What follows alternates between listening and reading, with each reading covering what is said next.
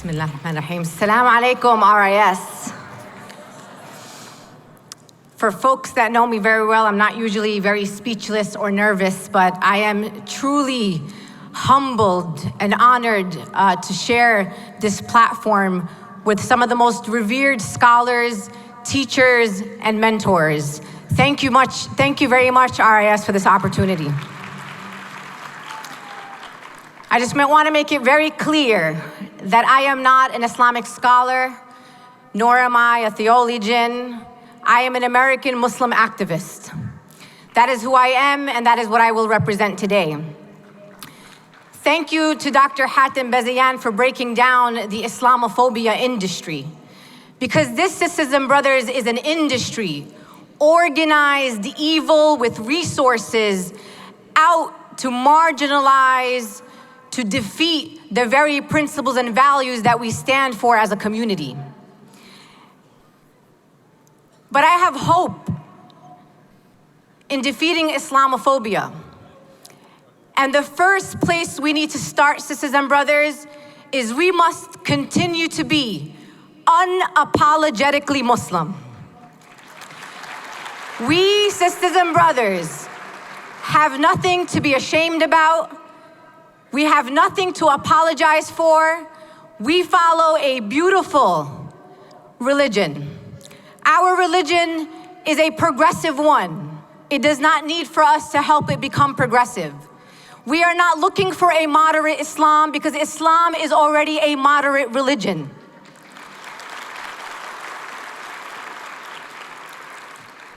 In order for us to combat Islamophobia and to find the courage in our community to stand up against Islamophobia and those who inflict it, is by knowing our history, sisters and brothers. Our history here in North America, our history as Muslims in the United States of America. In the United States of America, Islam did not show up on 9/11. Islam did not show up to America when our Pakistani fathers came here to medical school, or when our families came from occupied territories in Palestine seeking a better life. Islam has been on the shores of the United States of America and North America since the days of the founding of the United States of America. Our religion, sisters and brothers, is deeply rooted in the countries that we belong to. We belong here, sisters and brothers. This is our country. Canada is your country. The United States of America is my country. And we need to start acting like we belong here.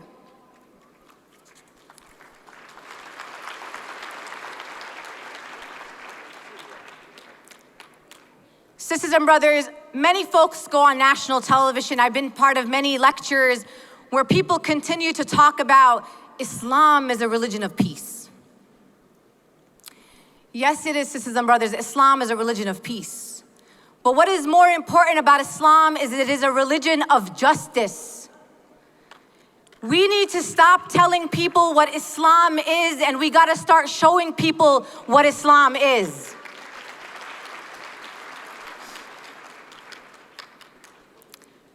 I've had many sisters and brothers tell me, Sister Linda, we have so many issues in the Muslim community, so many issues impacting us.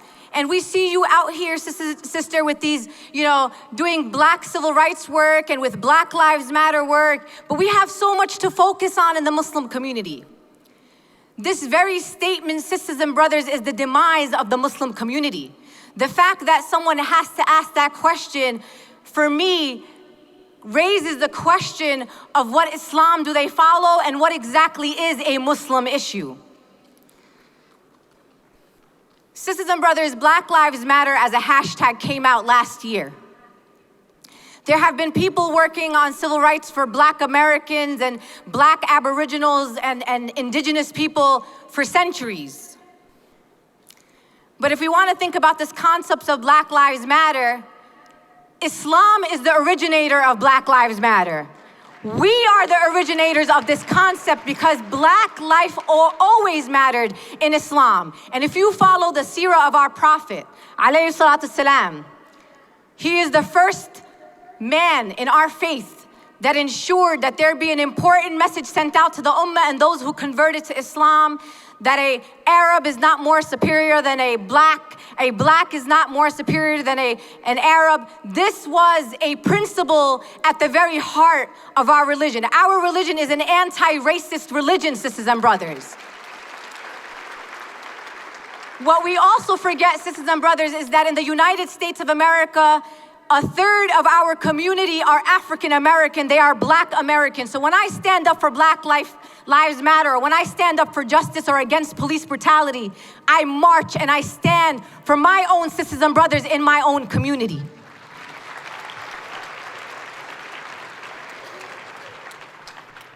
Sisters and brothers, we have no choice right now but to be active citizens in our society. And we have so much examples of activism and standing for justice and against the oppressed in our own faith. Our Prophet, alayhi salatu salam, for me, was a human rights activist. He was a racial justice activist. He was the first feminist. He was an environmental justice activist. He stood for and with the oppressed. So if we are not following in the seerah of the Prophet, if we are not following our beautiful faith that tells us to be courageous, that the most powerful words are those that are against the tyrant, then what Islam are we following, sisters and brothers? We want to challenge Islamophobia, sisters and brothers. We need to challenge the narrative that we have been caught in. Many of you have watched me on national media outlets, and they tell me, what about ISIS? Condemn ISIS.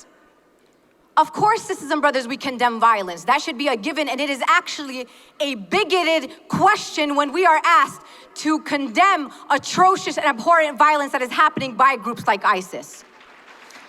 But furthermore, sisters and brothers, it is our opportunity to take those platforms and challenge the narrative.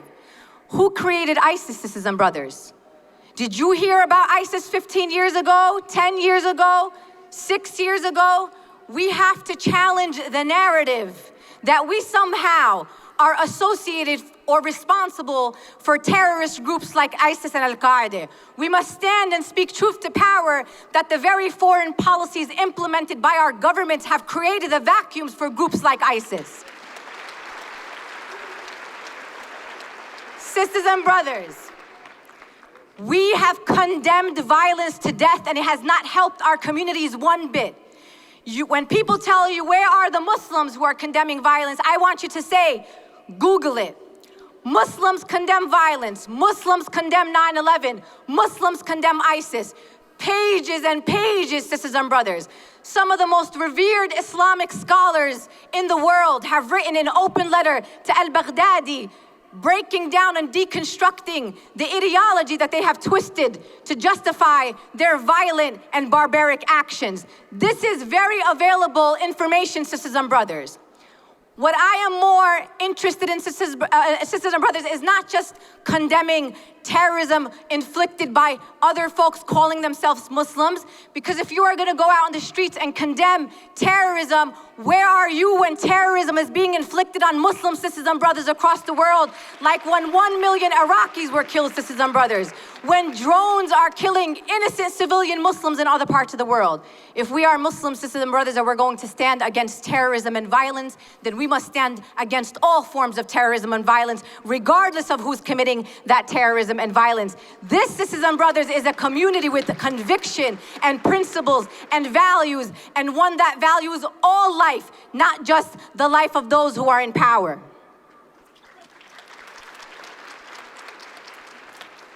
Sisters and brothers, the time is now. I'm not going to talk about the past and the missed opportunities. I want to talk about the now and the future. I'm an organizer, sisters and brothers. My life is not on these platforms. My life is in the streets, in the very communities that I want to serve. I know what it means to have people power. I know what it means and what the power is of mothers and fathers and religious leaders and students and people in communities. I know what that power is, and I know the potential of our community. New York City is home to 1 million Muslims, sisters and brothers. We are 12 to 13% of the New York City public school population. 95% of Muslims send their children to public schools. So when 9 years ago, American Muslims started a campaign to incorporate Muslim school holidays, we worked with Jewish groups and Sikh groups and Christian groups and labor unions and elected officials and Muslim groups, Shia and Sunni groups, Black Muslims, South Asians, Arabs, and converts. We were one, sisters and brothers, and our campaign was called Recognition, Inclusion, and Respect. 9 years of mothers walking around the streets, gathering petitions, students organizing on their college campuses, on high school campuses, because they wanted to be counted, sisters and brothers. It was a campaign that was organized from a place of self-worth and dignity. We were not asking in New York City public schools for favors. We were asking them for the dignity and respect and inclusion that our communities deserved. And 9 years later, sisters and brothers, our community won, and we won with people power, and with coalition building, and with unity in the Muslim community. And now, New York City is the largest public school district in the country with well over 1 million students that recognizes my children and the children of all Muslims as part of the largest society of New York City. That was a campaign that was won by people power.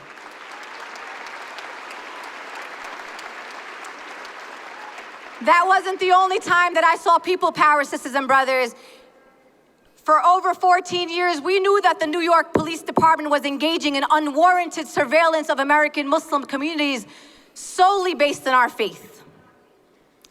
But we know for a fact that the New York Police Department was engaging in discriminatory police practices against other communities, including Black communities in New York City. The New York Police Department was the only police force or the only government agency in all of New York City that did not have any independent oversight. Our New York City Parks and Recreation Department had independent oversight. Our Education Department had independent oversight. The Department of Transportation, you name the agency, they had independent oversight. Our former mayor of New York City said that if the New York Police Department was an army, it would be the 7th largest army in the world. Imagine that, sisters and brothers. We joined efforts with Black communities, Latino communities, people of conscience, people of all walks of life in New York City, and we went after the New York Police Department. We passed a landmark piece of civil rights legislation that created the first ever Inspector General, the first ever independent oversight over the New York Police Department. But it wasn't easy, sisters and brothers. Our former mayor, many of you know him, a very famous billionaire, one of the 92 billionaires in this world, former Mayor Michael Bloomberg. When we passed the legislation, we already won. But our mayor vetoed us. So he was able to veto our legislation. And he said, not on my watch. And what he did is he took millions of dollars and he put it into the campaigns of opponents to the members of the New York City Council who stood proud and courageous to vote for our piece of legislation. Guess what we did? We went right back into the communities, we organized, we mobilized, and we went back a month and a half later to do that vote once again. It was 2 a.m., sisters and brothers. And people of color, poor people, our entire coalition, Muslims, non-Muslims, sisters and brothers all together, 2 o'clock in the morning, and we watched city council member after city council member vote. And what happened the second time, sisters and brothers, is that we won bigger than we won the first time because the power lands in the people, sisters and brothers.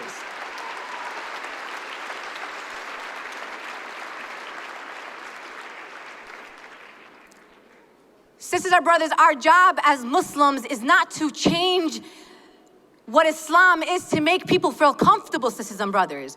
Your job is not to change the narrative so you could be accepted by the powers to be. That is not your job as American Muslims.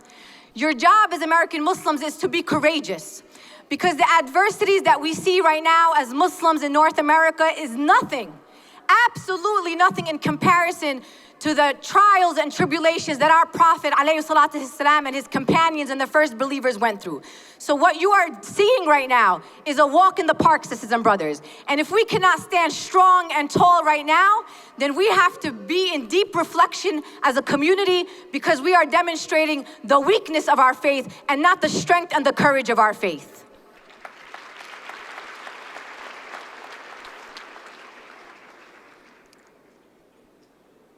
Sisters and brothers, we're talking also a lot about outside alliance building, building with Christians, building with Jews, building of people who are non-denominational, other groups working on other issues, social justice movements. But let's self-reflect, sisters and brothers. Our power is going to be in our unity, sisters and brothers. It is what we build within our community. Because the opposition, sisters and brothers, watches us very closely. They know exactly where the cracks are. They know exactly where we are broken. They know exactly where we are divided. And that's exactly where they fit themselves, sisters and brothers. If we want to talk about Black Lives Matter, we got to make sure that Black life matters in the Muslim community first and foremost. If we want to talk about feminism, sisters and brothers, we need to talk about women's equality and women's empowerment in the Muslim community. The strongest asset, the most progress that you have seen in modern Muslim America, in modern Muslim North America, is the sisters who are at the forefront of the progress in our community. They are the fighters and they are at the front lines, and we need to continue to support them.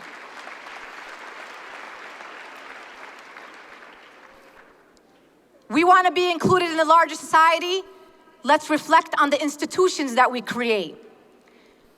Do we look around the table and make sure that everyone's included? Are we mindful of who's missing at the table?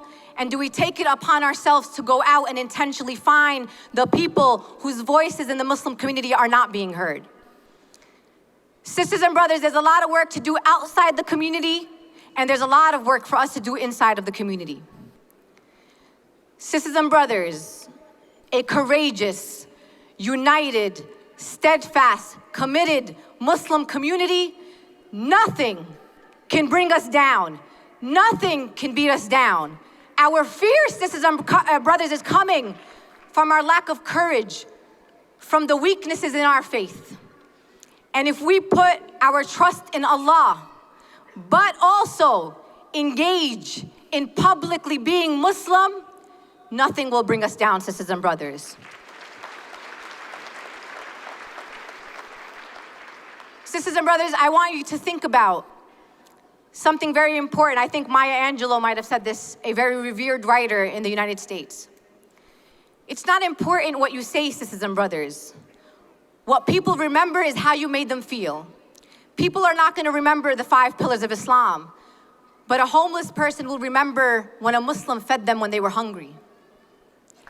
A black community is going to remember when they see immigrant Muslims show up to stand there and say, you are our brothers and sisters and we are here for you. We have to remember, sisters and brothers, that we need to show people what compassion, love, and justice in Islam looks like. Da'wah with pamphlets on the street corners has only gotten us so far, sisters and brothers. I want to say that I am very proud to be an American Muslim born to Palestinian immigrant parents. I am very proud, sisters and brothers, to speak truth to power, because I believe that my activism is rooted in my faith and that spiritual work that we have to do on the inside, because I'm broken too, sisters and brothers. My heart breaks too. I get weak in my faith too, sisters and brothers. But then I remember that we are not on this earth to please man and to please other people, that we are here on this earth to please Allah and Allah only. And I want to also be able to answer the question on the day of judgment that we will all be on a line together, and you will be asked, what did you do when there was oppression around you? What did you do when young black men and women unarmed were being killed by law enforcement? Did you stand up? What did you do when families were being separated by unjust immigration systems that are tearing our families apart? What were you doing when there was increased homeless people that you walked over every single day? What did you do when people treated women badly? Did you stand up? Did you stand up against those in power and those tyrants? You will be asked, sisters and brothers, what your role is, and our role on this earth is not just to live for here, it's to live for our akhirah. So be prepared to answer those questions. And if you're not prepared now, may Allah give you more time on this earth so you have more time to prepare your answers, which are going to be to talk about your actions and deeds on this earth.